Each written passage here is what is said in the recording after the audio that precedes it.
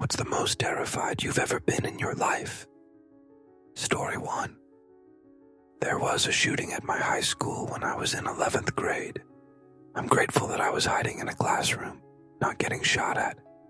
Still hiding, listening to screams and gunshots in the distance, and not knowing who was hurt or if they'll find you next is terrifying. For several years, I looked for hiding spots everywhere I went. Story 2. Just 22 hours ago, when our manufactured home in northeast Arkansas was hit by a tornado. The house doesn't have a basement, and we don't have a storm shelter, so we were all huddled in the hallway. As the tornado hit, we could feel the house literally coming up from the ground underneath us. Story 3.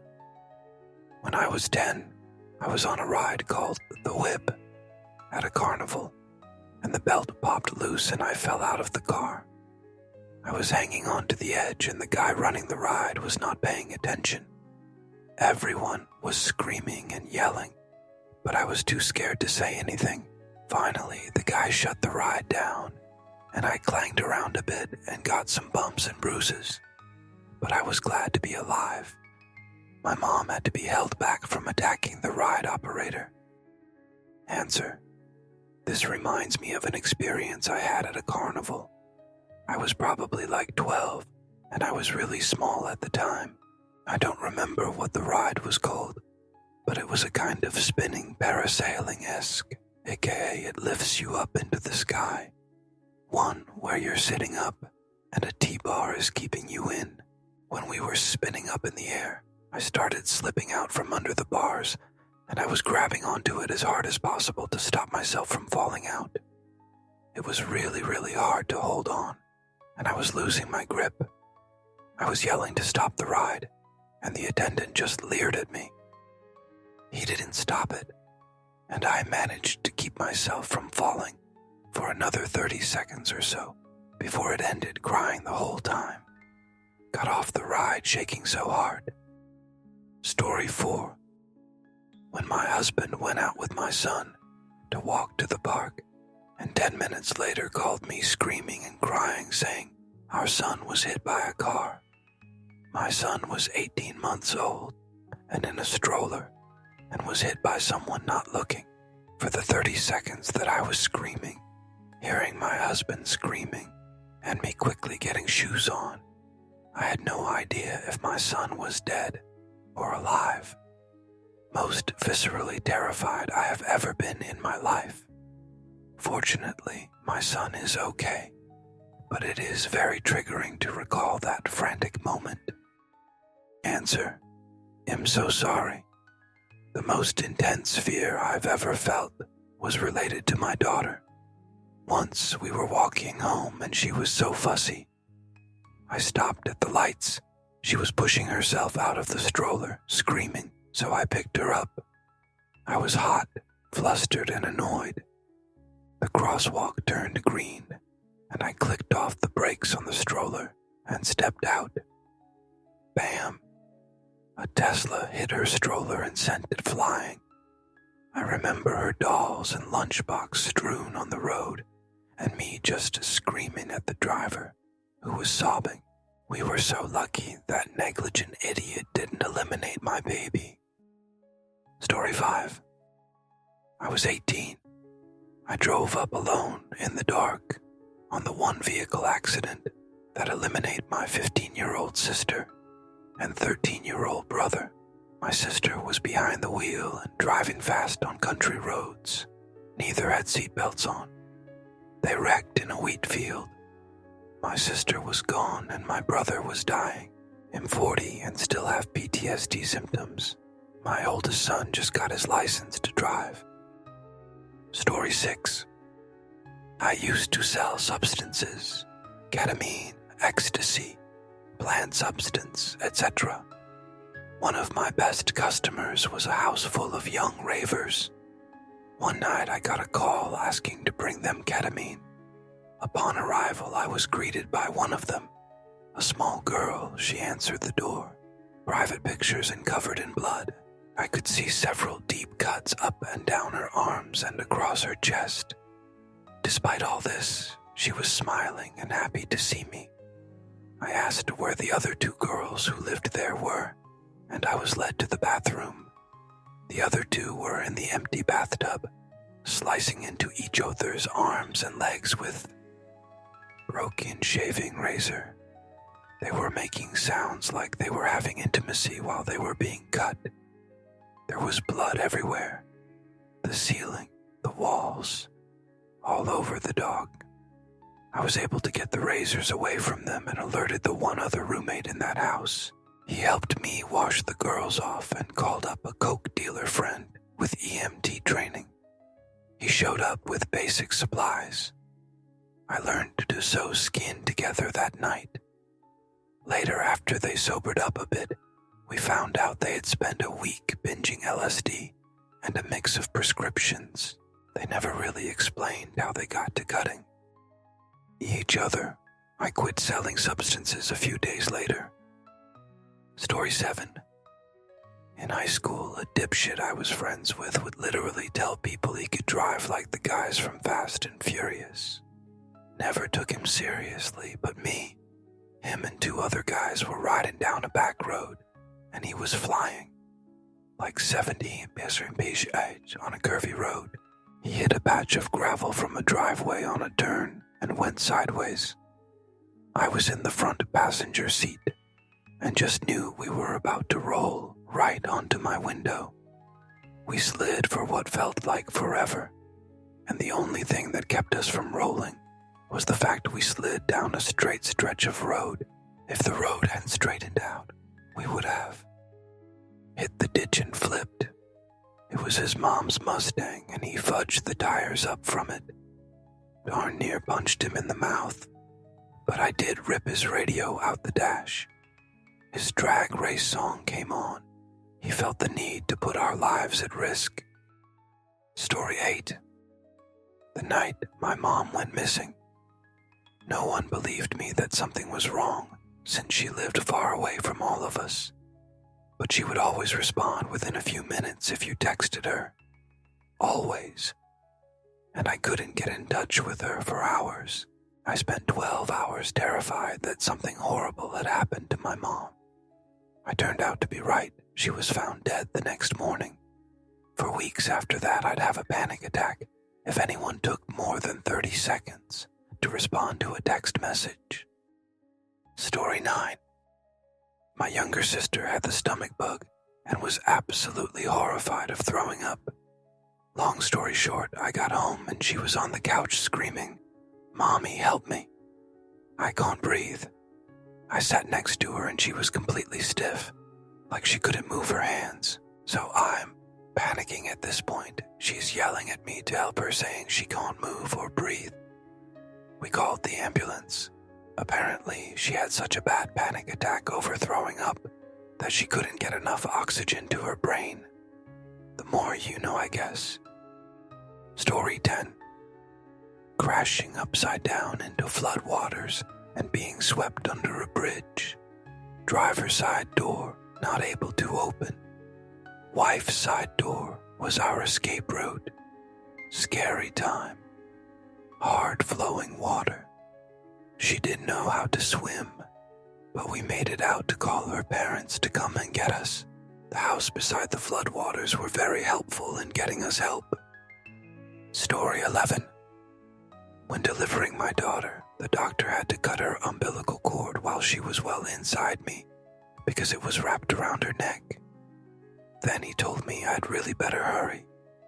It still took me over 4 minutes to get her out after he broke her collarbones. She was black from the lack of oxygen, and they ran out of the delivery room with her.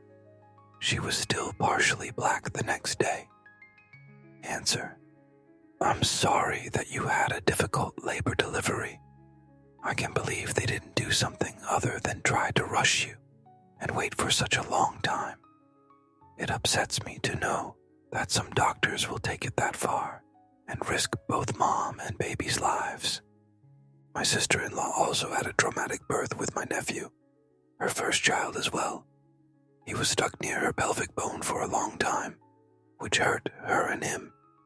He came out with a huge hematoma on his head. She hemorrhaged so bad that she had to have transfusions during her stay, and after she was released, she had postpartum really badly and only just started bonding with him. He'll be 2 this year, and she's come such a long way as a mother. She says she never wants to give birth again. Story 12.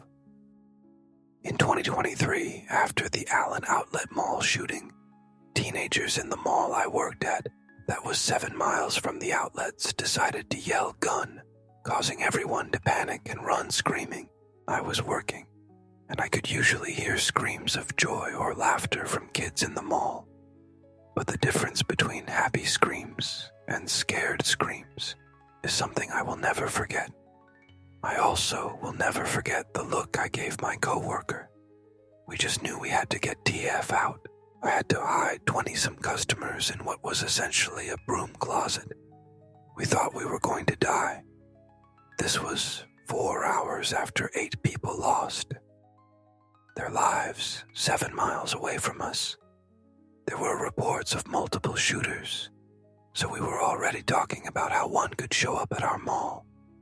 We ran through the back corridors and out the mall, leaving everything behind. We had no cell phone or car keys. We jumped into some random guy's pickup truck and told him to drive. I'm still in therapy for it to this day. The fact that there were teenagers who thought it would be okay to do that 4 hours after the Allen shooting makes me lose hope in humanity. Story 13. When I was 15, I was walking home alone on the phone with my mom. It was about midnight with nobody around when a truck pulled up beside me. A man got out and started quickly walking up behind me. But when I turned my head to look at him and he saw I was on my phone, he ran back to his vehicle and drove away. As he passed me, I saw he had a mattress in the bed of his truck. Scared the crap out of me. Story 14. Watching my dad DV my mom as a kid. He almost shot her point blank while she was on her hands and knees crouching to withstand the beating and missed. I was a few feet away.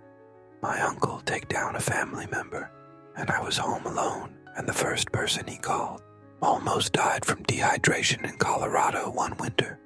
Was alone with no phone and no car. Neighborhood experienced riots. Nearly did a photo shoot at an old warehouse for a guy who I later found out was involved in a takedown. He was arrested, and I thought he was ghosting my calls. Darn, I've survived some pretty wild stuff, OB. Story 15. Witnessing a dangerous patient at the psychiatric hospital. I work at Attack a Nurse and having to stop the attack. I worked as a security guard, and I am still employed by the hospital, but now work as head janitor. Answer. I used to work in a psychiatric crisis unit, and this happened once during my shift. I was heading to the bathroom and realized I forgot my phone, so went back to get it. I grabbed it and turned to leave, and saw a patient silently choking my coworker into unconsciousness. Absolutely terrifying. I screamed and jumped in to try to save her. I remember feeling like I was moving through sludge, like I couldn't get there fast enough. My brain was still trying to analyze what was happening, slower than my body was moving, so it was just this weird, dazed, disjointed feeling. The patient punched one of the nurses in the face, and it didn't even register for me, because I was so fixated on trying to pry his other arm off my coworker's neck. She survived but had a head injury, because he punched her in the back of the head before I saw him choke her. She's doing a lot better now, but darn.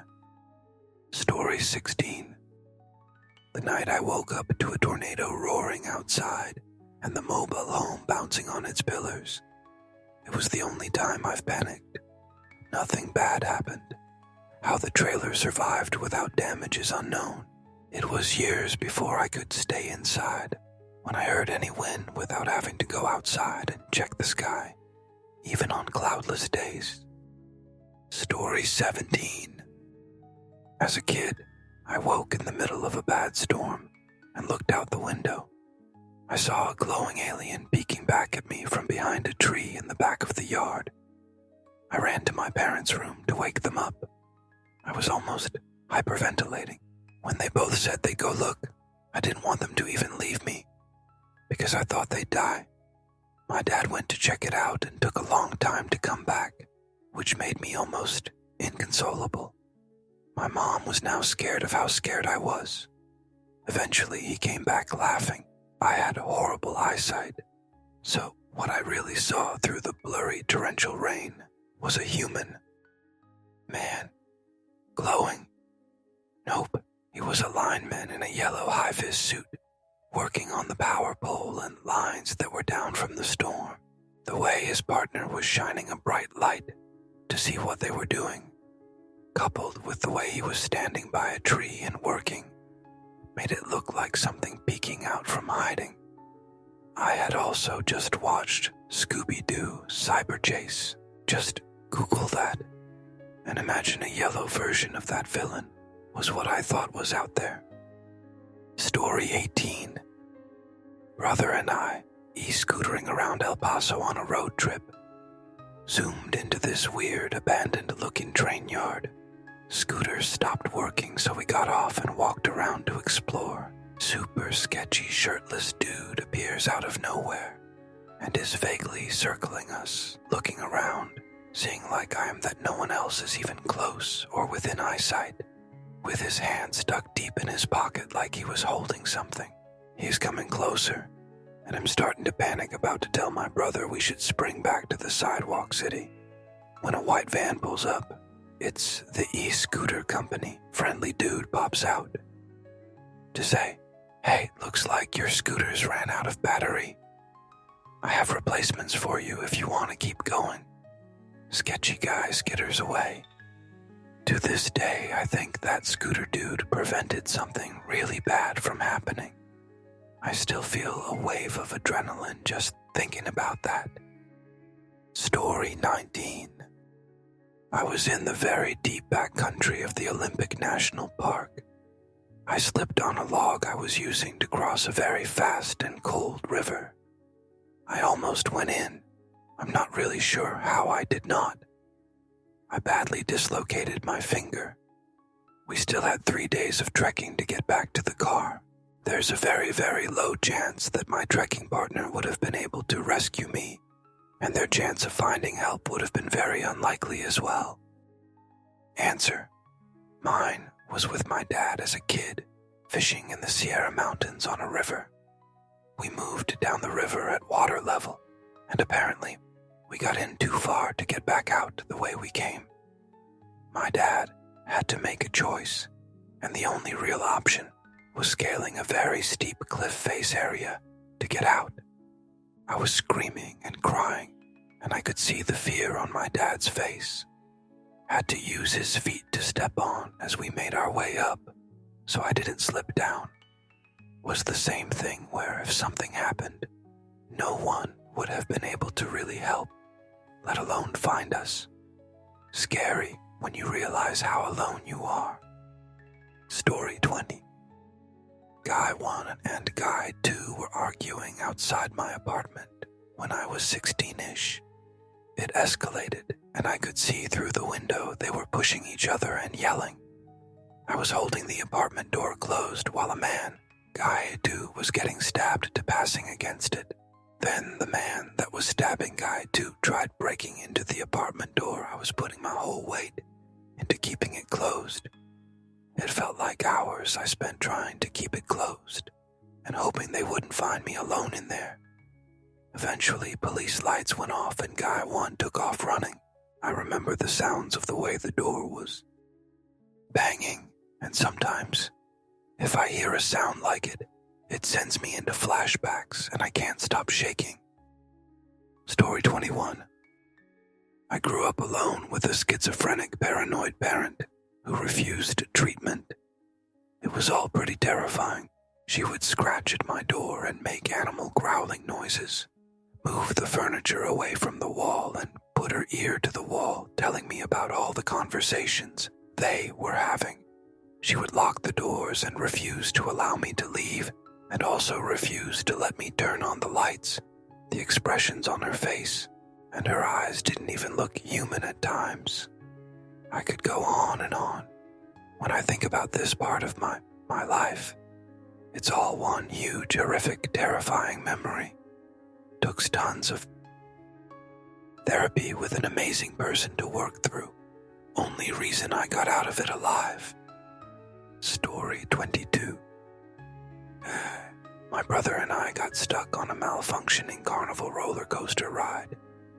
It started slowing and lunging and then just stopped on the track. We were stuck sideways and partially upside down. We were also in elementary school and super skinny, and starting to slide through the fairly loose safety restraints keeping us in our seats. We were both screaming and searching for places to fall that we might survive. It was about a 30-40 foot fall, and there was anything but more tracks or hard ground. All the blood was rushing to my head, and I remember wondering if my parents would bury my brother and I next to each other.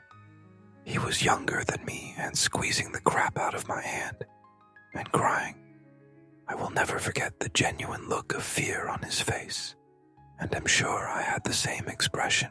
After what seemed like an eternity, they were able to somehow briefly start or unlock whatever was holding us in place and move the cars to a spot on the track so we were no longer hanging upside down, and we were guided to an emergency exit.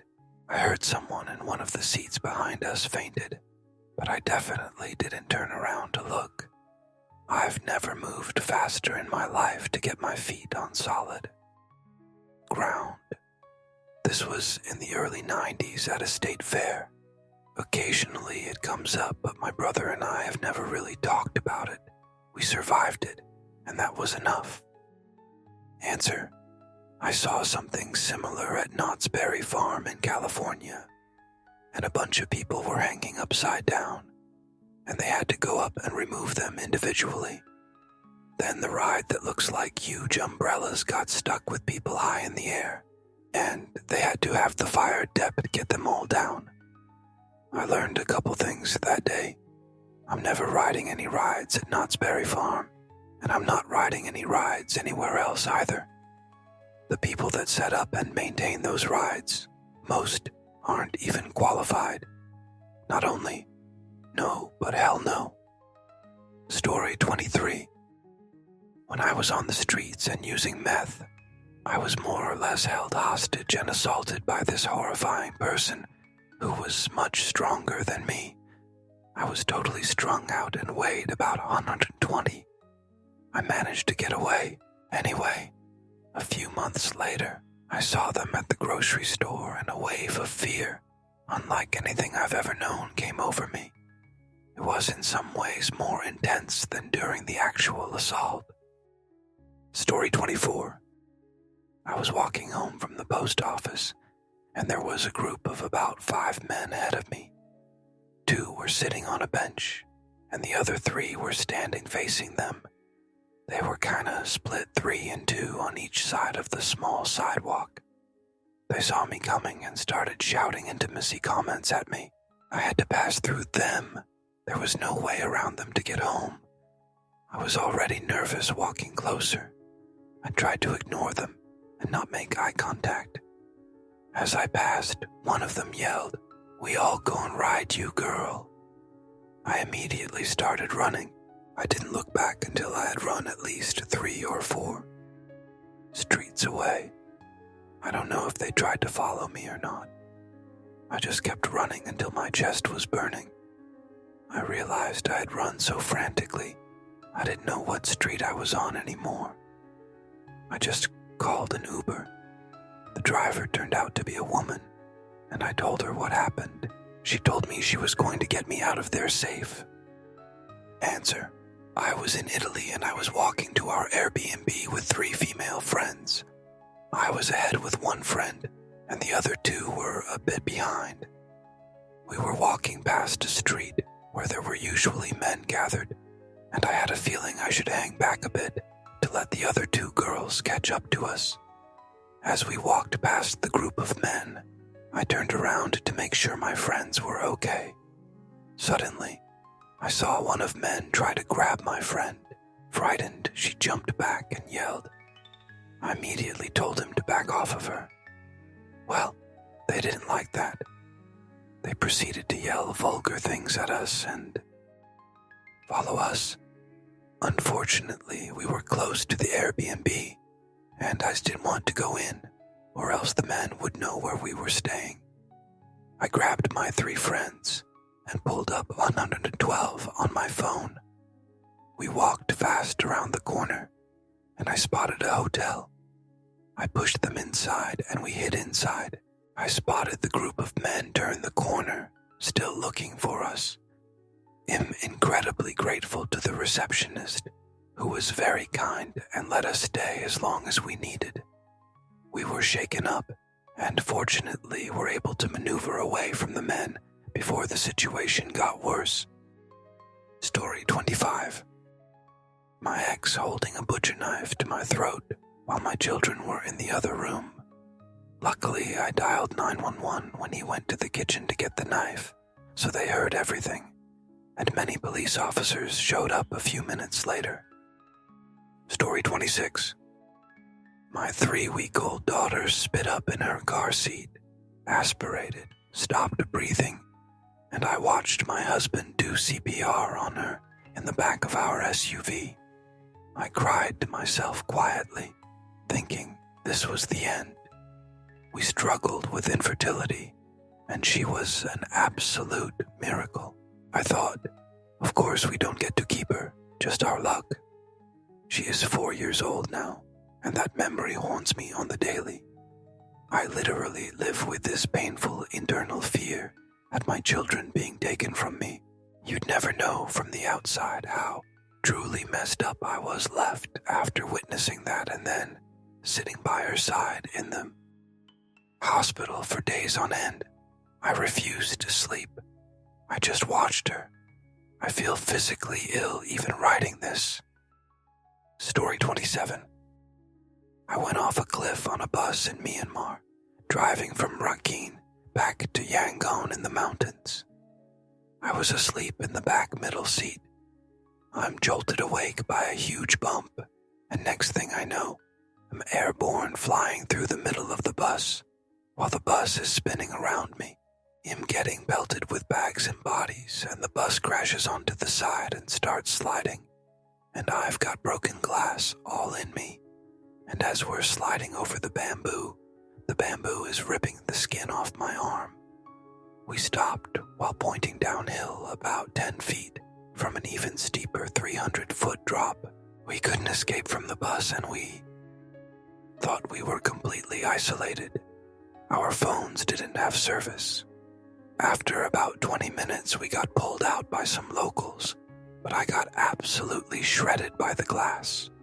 I was very, very glad to have butterfly bandages that day. Once we got to the top, we were all bloodied and bruised, most of us missing our shoes, bags, and passports. A mostly empty coach bus with a family picked us all up and took us back to Yangon. When we hit the border of Rakhine, the military asked us for our passports, which we obviously didn't have. They held us there for a long time, until someone pulled up a news article in Burmese that a bunch of foreigners got into a bus accident and the driver ran. The military lined us all up against a wall. We didn't know what was going on. Eventually, they came and started taking selfies with us in them. We got back on the bus severely shaken. As we were pulling away, they stopped the bus again, came on board, and gave us a big bottle of whiskey.